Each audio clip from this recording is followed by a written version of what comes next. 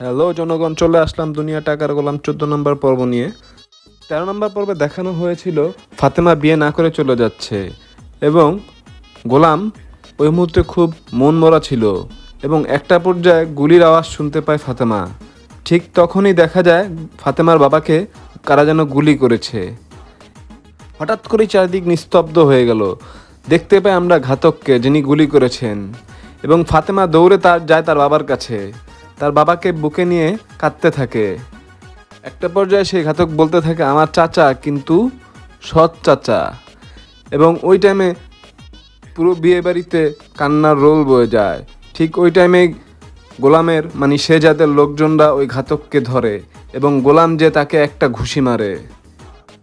গোলামও খুব কান্নাকাটি করতে থাকে এবং তার পিএসকে বলে অ্যাম্বুলেন্স কল করতে। তার পিএসও সাথে সাথে অ্যাম্বুলেন্স কল করে, কিন্তু ততক্ষণে ফাতেমার বাবা বলছে, আমি আর বাঁচব না বেশি দিন, তুই গোলামকে বিয়ে করে নে মা, ও তোকে সুখে রাখতে পারবে। গোলামও বলে, না, আপনাকে আমি সবচেয়ে বড় শহরের সবচেয়ে বড় হসপিটালে ভর্তি করাবো। ঠিক ওই টাইমে ফাতেমাকে কথা দিতে বলেন যে গোলামের সাথে থাকতে সবসময়, এবং গোলাম তোকে শেল্টার দিতে পারবে। সিন চলে আসে গোলাম আর ওই পিএসের কাহিনীতে। গোলাম এই কাহিনী শুনে বলছে, এটা কোনো ছবির কাহিনী নাকি? তার পিএস বলছে, না স্যার, এটা আপনার জীবনের কাহিনী। তখন গোলাম বলছে, না, আমার এসব কিছুই মনে পড়ছে না, এটা আমার জীবনের কাহিনী না। ঠিক ওই টাইমেই তার পিএস বলে, স্যার, এটা আপনার জীবনের কাহিনী। বিয়ের পর আপনাদেরকে চৌধুরী বাড়িতে বরণ করা হলো।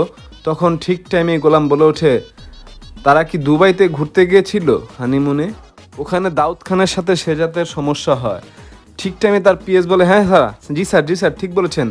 তখন গোলাম বলে ওঠে, লকার নাম্বার 92। ঠিক টাইমেই তখন তার পিএসও বলে ওঠেন, জি স্যার, স্যার আপনার তো সব কিছুই মনে পড়েছে।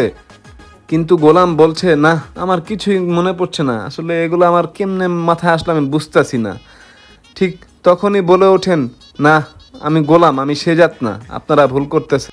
তার পিএস তখন বলে ওঠে, স্যার আরেকটু মনে করার চেষ্টা করুন, আপনার সব কিছু মনে হবে। কিন্তু গোলাম কিছুতেই মনে করতে পারছে না এবং সে ওখানে কান্নারত অবস্থায় এবং রাগান্বিত অবস্থায় আর কি নিজেকে চুল ছিঁড়ে ফেলবে এরকম অবস্থা হয়ে যায় তার, কারণ তার মাথা খুব প্রেশার পড়ছিল। ঠিক ওই টাইমে গোলাম এখান থেকে চলে যায় এবং তার পিএস তাকে বাধা দেয়, কিন্তু গোলাম আর সেখানে এক মুহূর্ত দেরি করে না। তার পিএস খুবই মনমরা হয়ে যায়। সিন চলে আসে গোলামের শ্বশুরবাড়িতে। ওখানে দেখা যায় সবাই আলোচনা করছে। ঠিক ওই টাইমেই গোলাম বাড়িতে ঢুকে।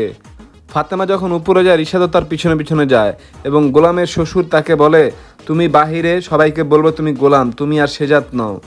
ওর বউ বলে, বাবা, সবসময় সেজাত চৌধুরী পাট নিতে হয়। পরের সিনে দেখা যায় ফাতেমা কাকে যেন ফোন করেছে। ফাতেমা আসলে তার পিএসকে ফোন করেছে এবং বলছে, আপনি কি সেজাত তুলে নিয়ে গেছিলেন? এবং তার পিএস বলছে, জি ম্যাডাম, আমি তুলে নিয়ে গেছিলাম এবং কিছু শুনতে পেরেছি। পাশেই দাঁড়িয়ে রিশাদ সব কিছুই শুনছিল, কার সাথে কথা বলে, কি কথা বলে। তার পিএস বলছে, ম্যাম, সেজাত স্যারের কাছ থেকে লকার নাম্বার 92 খবর পেয়েছি। এবং এ কথা শুনে ফাতেমা তো অবাক, ভেবেছে সেজাতের জ্ঞান আসলেই ফিরে এসেছে। ঠিক ওই টাইমেই রিশাদকে দেখতে পেয়ে তিনি বলছে, আপনি এখানে কি করছেন? এবং রিশাদও তার দিকে এগিয়ে যাচ্ছে, ফাতেমার দিকে, এবং ফাতেমার দিকে গিয়ে যে বলছে, আমি তোমার স্বামী, আমি এখনও তোমার স্বামীর অধিকার পেলাম না তোমার কাছ থেকে। কেন করছো এমন? ব্যাংক ব্যালেন্সও দিচ্ছ না, কোনো কোম্পানির খোঁজখবর নিতে দিচ্ছ না, তোমার কারণ কি? তখন ওই টাইমে ফাতেমা বলে ওঠে, আপনাকে ভবিষ্যতের জন্য প্রস্তুত হতে হবে, কারণ আপনার ভবিষ্যতে আরও অনেক খারাপ কিছু আছে।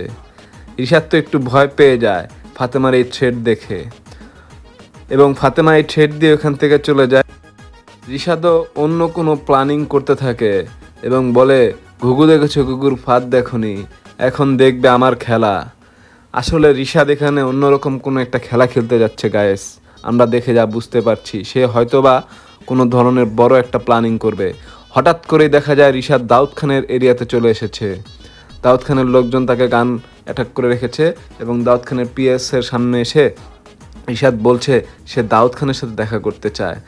দাউদ খানের পিএস তখন হেসে হেসে বলছে, কি বলিস, দাউদ খানের সাথে দেখা করবি? দাউদ খান কি সদরঘাটের কুলি নাকি? তখন রিশাদ বলে, কুলি হতে হবে না, দাউদ খানই আমার সাথে দেখা করবে, লকার নাম্বার 92। তখনই তার পিএস দাঁড়িয়ে যায় এবং বুঝতে আর দেরি থাকে না যে এ সব কিছুই জানে এর লকার নাম্বার 92 এর বিষয়ে। ঠিক তখনই তার পিএস ফোন দিয়ে দেয় দাউদ খানকে এবং লকার নাম্বার 92-র কথা বলাতেই ডিরেক্ট চলে আসে ভিডিও কলে। রিশাদ তো দেখে অবাক যে এই হচ্ছে দাউদ খান। তখন দাউদ খানকে দেখা যায় সিনে। দাউদ খান তখন বসতে বলেন রিশাদকে এবং রিশাদও বসে তার প্ল্যানিং বলতে থাকে এবং বলার পর্যায়ে সে বলে ওঠে যে লকার নাম্বার 92-র সব খবর আমি দিতে পারবো এবং রিশাদের লাশটা পর্যন্ত আমি আপনাকে উপহার দিতে পারবো।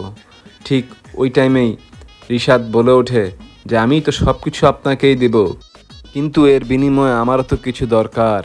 তখন দাউদ খান বলে ওঠে কি দরকার তোমার, বলো কি চাও তুমি বাংলাদেশে? তখন রিশাদ বলে ওঠে আমি কিং হতে চাই। কিন্তু কিভাবে কিং হতে চায় আসলে গাইস আমার মাথায় আসতেছে না। যাই হোক, কিং হতে চায়, সে আন্ডারওয়ার্ল্ডের কিং হতে চায়। দাউদ খান হচ্ছে ইন্টারন্যাশনাল আর সে হচ্ছে আন্ডারওয়ার্ল্ডের কিং হতে চায় আর কি বাংলাদেশের। তো দাউদ খান তো ওই টাইমে বলে ওঠে যে এটা আসলে সম্ভব না, তুমি পারবে না। ঠিক ওই টাইমে রিশাদ চলে যেতে চায়, কিন্তু তখনই দাউদ খান বলে ওঠে আরে বসো বসো, যেও না, কারণ দাউদ খান তো গায়েস ওর কাছে আটকানো। তখন দাউদ খান ওর ডিলে অ্যাগ্রি করে দেয় এবং বলে যাচ্ছে ঠিক আছে তুমি এরপরের কিং হবে। তখন রিশাদের ভাবসাব ছিল অন্যরকম। সানগ্লাস পরে দাউদ খানের সামনে দিয়ে পকেটে হাত রেখে একটু অন্যরকমভাবে আর কি কিং স্টাইলে একটু হেঁটে যাচ্ছিল। তখন দাউদ খানের পিএস বলে ওঠে স্যার এটা কী বলছেন আপনি, ওকে কিং বানাবেন? দাউদ খানও বলে ওঠে সব কিছু দেখা যাবে পরে। সিন চলে আসে গোলামের বাড়িতে। গোলামকে দেখা যায় একটি গ্লাসে পানি নিয়ে যাচ্ছিল। ঠিক ওই টাইমে রিশাদ ডাক দেয় পানিটি নিয়ে কোথায় যাচ্ছিস? গোলাম বলে ওই যে ভাবিরে পানিটা দিয়ে আসতে যেতেছিলাম, ভাবি পানি খেবো কইছিল। তখন রিশাদ বলে পানিটা এখানে রাখ, আমার জন্য আরেক গ্লাস পানি নিয়ে আয়। গোলাম পানি আনতে গেলে রিশাদ এই সুযোগে একটি বিষের শিশি নিয়ে সেই পানিতে বিষ মিশিয়ে দেয় যে ফাতেমাকে মেরে ফেলবে এবং সেই দায়ভার গোলামকে নিতে হবে।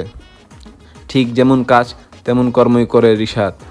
এরপর গোলাম একটি পানির গ্লাস নিয়ে এসে রিশাদকে দেয় এবং অপর যেই বিষের গ্লাসটি ছিল পানির সেটা নিয়ে ফাতেমার দিকে যেতে থাকে। রিশাদও পিছনে পিছনে দেখে যে ঠিকভাবে কাজ হয় কি না। গোলামও সিঁড়ি দিয়ে উপরে যাচ্ছিল, রিশাদও তার পিছনে ফলো করে করে আসতেছিল। একটা সময় দেখা যায় ফাতেমাই আর গোলাম সিঁড়িতেই দেখা হয়ে যায়। ফাতেমা গোলামকে বলে কি ব্যাপার গোলাম, এত দেরি লাগে নাকি পানি নিয়ে আসতে? হ্যাঁ, এবারও তোমার পানির এই গ্লাসে ময়লা, পানিটা খেয়ে দেখাও তো তুমি।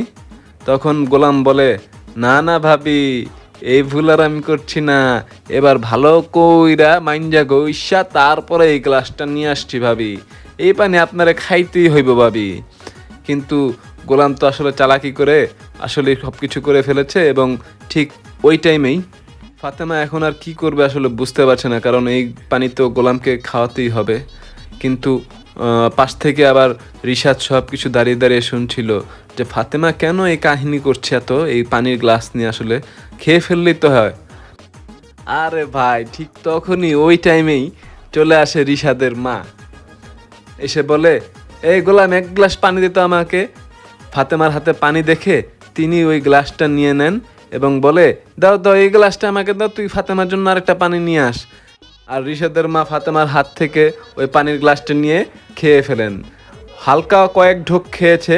ঠিক ওই টাইমে রিশাদ দৌড়ে যেয়ে তার মার হাত থেকে পানির গ্লাসটা ফেলে দেন এবং বলে ওঠেন মা এই পানিতে বিষ আছে। আরে ভাই খেলা তো জমে গেছে, বিষ আছে, কাহিনী কি?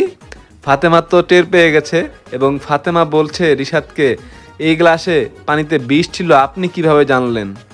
তখন রিশাদ বলছে আমি কিভাবে জানলাম, আমি তো এমনি আর কি হতবত খেয়ে গেছে। রিশাদ বলছে আমি কেন বিষ দিব, এই পানিতে গোলাম বিষ মিশিয়েছে। কিন্তু আসলে এটা তো অবিশ্বাস্য, ফাতেমা কখনোই বিশ্বাস করবে না। ওই পর্যায়ে ওই মুহূর্তে রিশাদের মুখে আসলে খুবই একটা নাজেহাল অবস্থা, যে ধরা খেয়ে যাবে। এবং ঠিক ওই টাইমেই তাদের বাসার কাজের লোক এসে বলেন যে ম্যাডাম আমার কাছে একটা কবিরাজি ওষুধ আছে, এই ওষুধ খেলে বিষ পর্যন্ত ভালো হয়ে যায়। তখন বলে হ্যাঁ কি বলিস, তাড়াতাড়ি নিয়ে আস, তাড়াতাড়ি নিয়ে আস যা। তখন নিয়ে এসে দেয় এবং বলে যে দেন পচা ডিম আর কচ্চার পানি। রিশাদের মা তো মাকের সামনে নিতেই গন্ধে শেষ, বলে বিষ খেয়ে যদি নাও মরি, এটা খেয়ে মরে যাব নিশ্চিত। তখন ওই লোক হাসে এবং বলে ওঠে, এই দুই জানোয়ারের বাচ্চা আমাকে মেরে ফেলতে চেয়েছে, এদেরকে বাড়ি থেকে বের কর। তখন ফাতেমা বলে যে এরা না, রিশাদি আপনাকে মারতে চেয়েছে মা, রিশাদি আপনাকে পানির সাথে বিষ মিশিয়ে দিয়েছেন। রিশাদ কি করবে আসলে ভেবে পাচ্ছিল না, ফাতেমা তো তার মুখোশ খুলে দিচ্ছেন। একটা পর্যায়ে রিশাদের মাকে টেনে টুনে হসপিটালে নিয়ে যাওয়া হয়। পরে ফাতেমাকে দেখতে পাই, ফাতেমা বলছে দেখছো গোলাম আমাকে মারার জন্য বিষ দিয়েছে। তখন গোলাম বলছে কিন্তু বিষ কেন দিবে আসলে বুঝতেছি না। ঠিক পরের সিনে দেখতে পাই গোলামের মাকে মানে শেজাতের মাকে এবং তার পিএস কথা বলছে। তারা কথা বলছিল লকার নাম্বার 92 এবং শেজাতের মা বলছিল শেজাতের বিপদ কিন্তু আরও বাড়বে, কারণ দাউদ খান কিন্তু লকার নাম্বার 92-র কথা এখনও ভুলে যায়নি। তখন তার পিএস বলে ম্যাডাম কোনো চিন্তা করবেন না, ভিতরে ফাতেমা ম্যাডাম আছে আর আমরা তো আছি বাহিরে। ঠিক তখনই ফোন দেয় ফাতেমা এবং বলে ওঠেন রিশাদ আজকে আমাকে বিষ দিয়ে মারতে চেয়েছিলেন।